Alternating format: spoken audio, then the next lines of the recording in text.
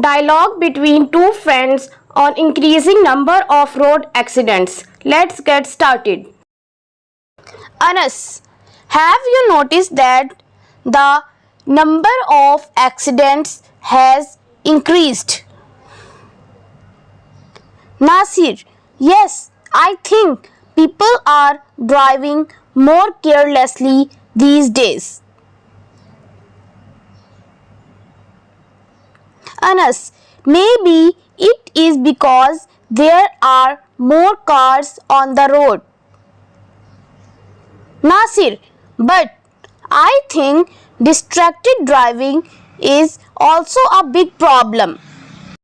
People are constantly on their phones and not paying attention to the road. Anas, you are right.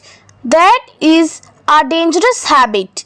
We need to start taking road safety more seriously. Nasir, yes, we can start by wearing our seat belts, following speed limits. Let's also spread awareness about the importance of safe driving to our friends and family. If you like this video, please hit the like button and subscribe my channel for more videos. Thank you.